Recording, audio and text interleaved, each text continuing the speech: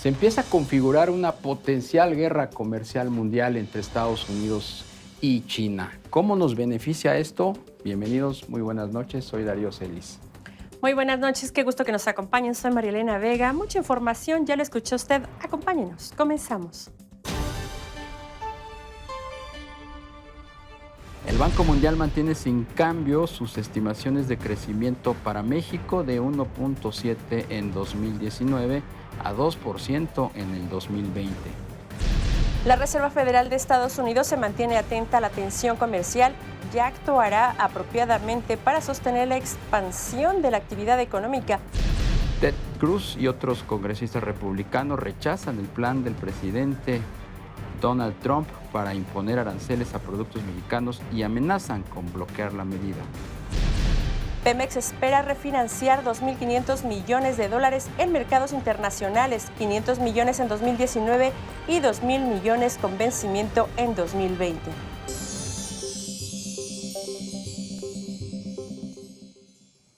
¿China una amenaza comercial para México o un aliado económico para nuestro país? ¿Cómo está la relación comercial entre ambos países? Vea la siguiente pieza. Las inversiones de México en China sumaron entre 2017 y 2018 alrededor de 450 millones de dólares y se espera que crezcan más debido a que las empresas mexicanas están viendo otros horizontes tras la renegociación del Tratado Comercial México-Estados Unidos-Canadá. Actualmente, México tiene un déficit comercial de 70,000 millones de dólares con China, ya que se le compra 12 veces más de lo que se le vende, por lo que se espera una mayor promoción de productos mexicanos a partir de este año. Por su parte, China tratará de aliarse con empresas mexicanas para invertir en infraestructura en nuestro país, luego de que cancelaron su participación en diversos proyectos. Según datos oficiales del Buró Nacional de Estadísticas de China, su economía creció 6.9% en 2017, un aumento del 0.2% con respecto a 2016.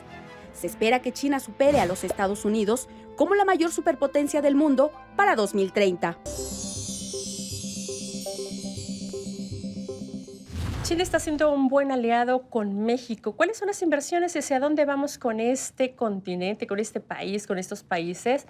De esto platicamos el día de hoy con Jorge Morones. Él es vicepresidente de la Cámara de Comercio y Tecnología México-China del capítulo Occidente. Muchas gracias, Jorge. Muy buenas noches. Buenas noches. Gracias por la invitación. Buenas noches. Jorge, ¿cómo estamos viendo a China versus México en materia de comercio? Si nos ponemos a analizar las cifras, sobre todo las de los últimos años, si nos vamos a cuestiones de balanzas de comercio exterior o balanzas comerciales, obviamente el panorama no es muy bueno, dependiendo cómo queramos analizar estas cifras, ¿no? Tenemos un déficit comercial, como yo creo que lo tiene la gran mayoría de los países en el mundo con China. Sin embargo, es un déficit que yo considero es de alguna manera positivo. Es decir, tenemos un déficit comercial que ronda alrededor de los 76,000 millones de dólares, más o menos, y de eso trae consigo que analicemos el por qué tenemos este déficit, qué le estamos comprando a China. Te puedo decir que el 50-60% de esas compras que le hemos hecho a China se refiere a partes y componentes o ensambles, materias primas, que al final de cuentas requerimos nosotros en México para producir mercancías que se quedan generalmente en el mercado nacional o incluso terminan en mercados internacionales a través de la red de tratados de libre comercio que cuenta nuestro país. Entonces, depende con la óptica con la que lo queramos ver, yo creo que puede ser positivo ese tipo de comercio, ¿no?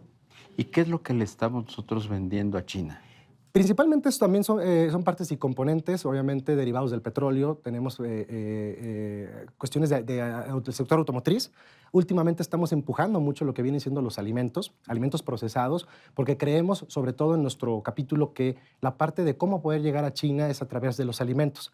Todos sabemos muy bien que China es un mercado muy grande, pero no es autosuficiente en la producción interna de alimentos, y ahí es donde México, que es un gran productor de alimentos, puede entrar hasta ese mercado. ¿No? Es la estrategia que nosotros hemos visto desde nuestro particular punto de vista. Siguiendo esta pregunta que te hace Darío, ¿cuáles serían los beneficios que tenemos como México, como mexicanos, en materia de comercio? ¿Cómo sacar provecho con China? Pues ya quien dice que es el primer país, segundo país en materia de economía, ¿no? De las más grandes. Así es. Bueno, otra vez, definitivamente tendremos que analizar de una manera muy puntual ¿qué tipo de beneficios podemos tener? Actualmente te puedo decir que desde que China ingresó a la Organización Mundial de Comercio en el 2001, vimos una ampliación de lo que es nuestro comercio con ellos. Se eliminaron prácticamente todas las cuotas compensatorias que existían en ese momento.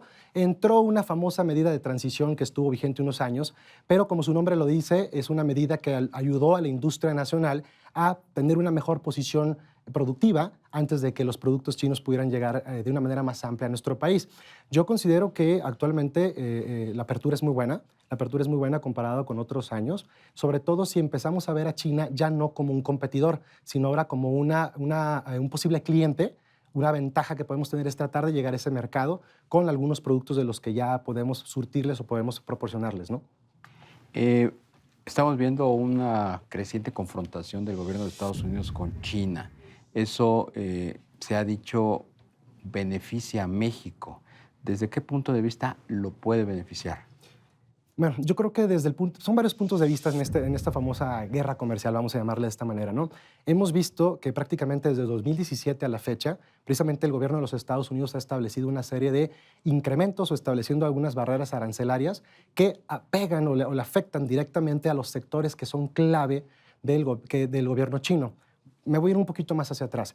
Todo esto tiene un trasfondo. El trasfondo es muy simple. La visión y el plan estratégico que tiene el gobierno chino, establecido aproximadamente en el 2012 con la entrada de Xi Jinping, de llevar a China a un siguiente nivel, sobre todo en el área de la manufactura. Es decir, empezar a dejar la cantidad por la calidad, migrar de la imitación a lo que viene siendo la innovación, o en palabras muy simples, dejar de producir marcas para crear marcas propias. Eso ha traído consigo que los mismos productores chinos ya no se quedan solamente en China esperando a que vengan los clientes a hacerse de sus productos.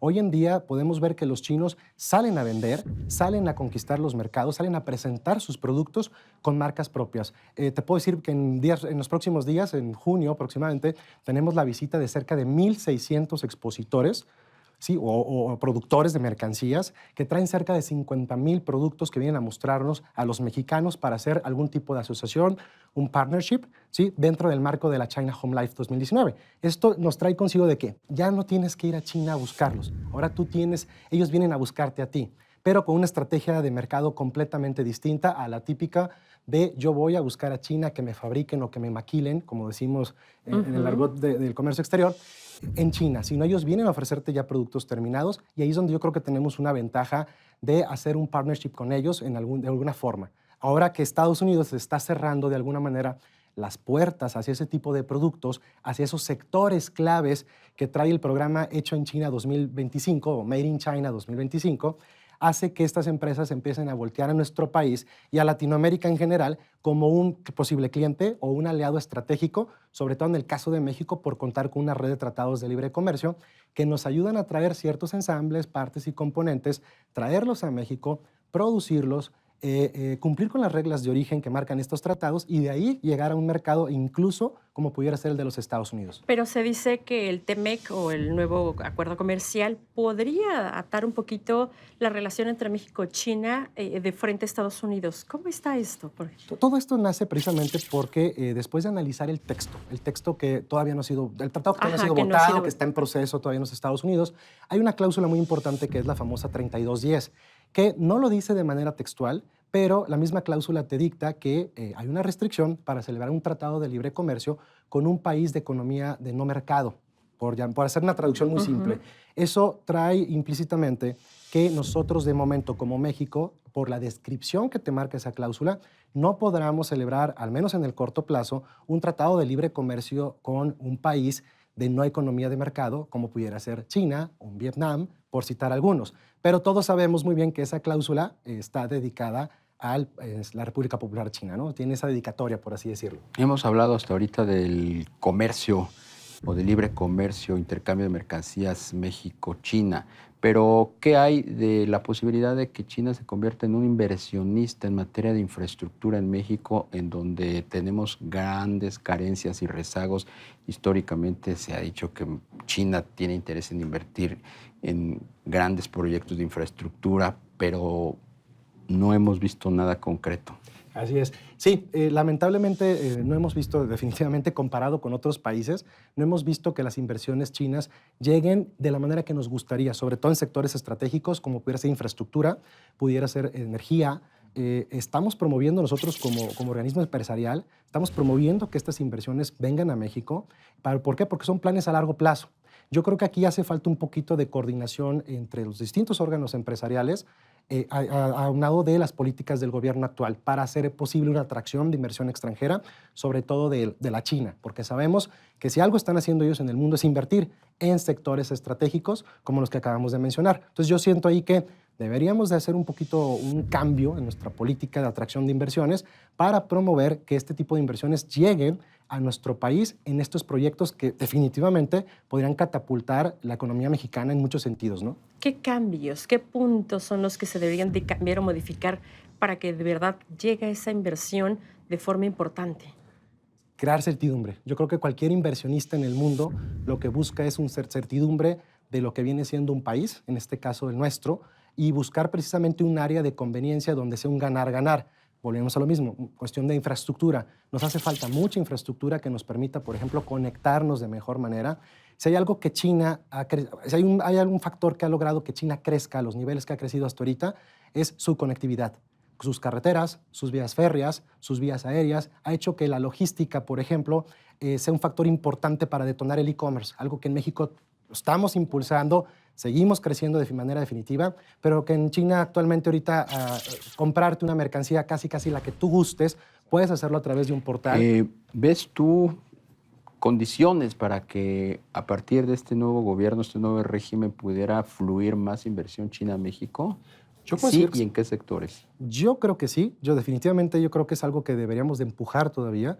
Insisto, yo considero que en la parte de tecnologías, compartir tecnologías, sí tenemos tecnologías en México que les interesan a los chinos, todo lo que tenga que ver con el medio ambiente, ¿sí? Sobre todo ahorita que tenemos problemas de contaminación en esta ciudad y también la tenemos en China, sobre todo en la capital como en Beijing. Sabemos que hay tecnología mexicana de empresas que han creado productos que pueden ser utilizados en estos países precisamente para lo que viene siendo la purificación del aire, por decirlo de esa manera, y también en sectores como productos biodegradables, en sectores de ese tipo que nos pueden ayudar. Eso es lo que ellos necesitan. Energías verdes, sería algo muy interesante que yo creo que por ahí podríamos enfocarnos. Jorge Morones, muchísimas gracias por esta charla para Índice Económico. Gracias, al contrario, y gracias por la invitación. Muy buenas noches. Buenas noches.